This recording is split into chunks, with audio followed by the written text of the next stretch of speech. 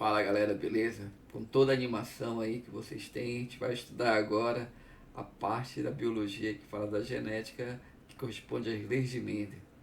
Então, para a gente entender as leis de Mendel, a gente tem que entender a sua ordem. Então, a gente vai estudar a primeira lei de Mendel, primeiro, tá? Gregor Mendel, ele nasceu em 1822 e morreu em 1874, mas ele contribuiu demais para a genética moderna de hoje, que é aquilo que a gente conhece. Então vamos lá. Para entender genética, essa primeira lei, é necessário entender por que Mendel utilizou ervilheiras. Basicamente, ele utilizou ervilheiras porque elas se reproduzem rapidamente. Então, ele pôde observar o comportamento genético hereditário de várias gerações de ervilheiras, a partir das suas características. Em uma ervilheira existem flores. Essas flores, elas têm tanto a parte masculina, que a gente chama de carpelo, quanto a parte feminina, que a gente chama de estame.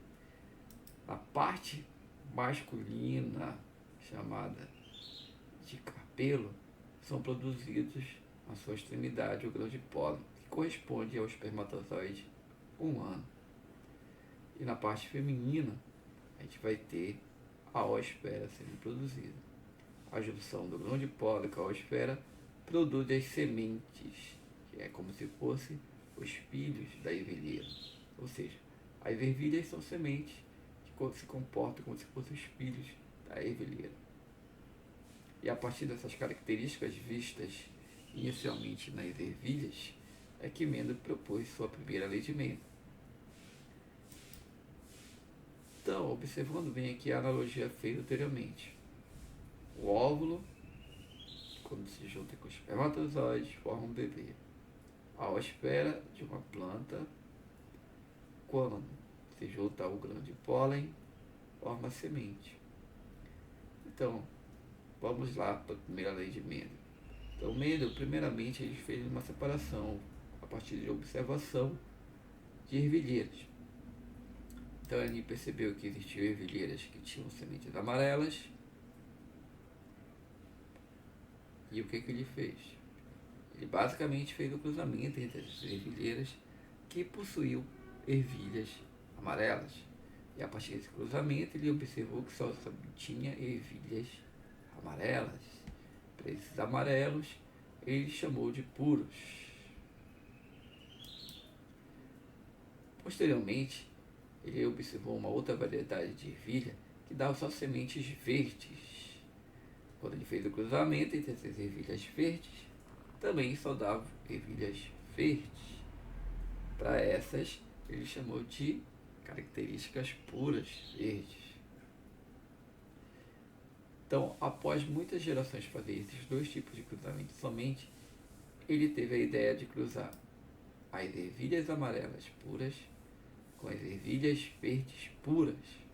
E a partir desse cruzamento, ele observou que os descendentes, todos eles, possuíam a característica amarela nas suas ervilhas.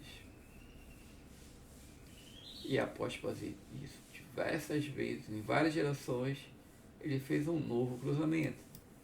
Ele pegou essas ervilhas amarelas, que ele chamou de híbridas, e fez o cruzamento entre essas ervilheiras amarelas, também híbridas.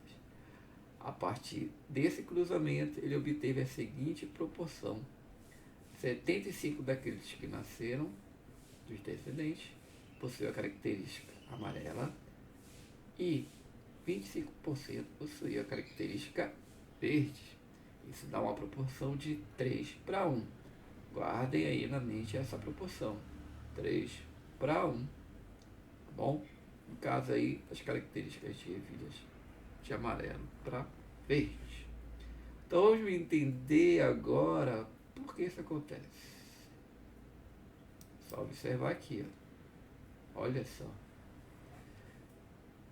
Quando a gente tem aquele amarelo puro, é porque a gente tem indivíduos homozigotos, dominantes, sendo cruzados. A partir desse cruzamento, você vai obter indivíduos somente homozigotos, no caso, amarelos, porque amarelo é a característica dominante. Então, o amarelo puro é o homozigoto dominante. Já o verde, ele não é o dominante, ele é o recessivo. Quando você cruza dois recessivos entre si, você aí vai possuir nos seus descendentes somente indivíduos recessivos. Ou seja, os verdes puros são indivíduos recessivos. Agora, quando o Mendel cruza o amarelo puro, que é o homozigoto dominante, com o verde recessivo, você vai obter aqui uma mistura dos dois fatores e vai ter o indivíduo híbrido, que é o amarelo, no caso aqui. No caso, ele é chamado de híbrido porque ele é o heterozigoto. Então, quando ele pega esse híbrido e faz o autocruzamento, ou seja, ele pega e faz a autofecundação entre eles, tá? Você vai obter a proporção aqui chamada de 3 para 1. 3 para 1 porque são 3 indivíduos com características dominantes para um indivíduo que tem a característica recessiva. Observe aqui, ó, que entre os dominantes, um é homozigoto, 2 são heterozigotos, tá ok?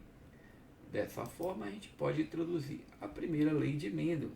A primeira lei de Mendel também é chamada de lei da pureza dos gametas ou lei da segregação dos fatores, ou ainda de monohibridismo.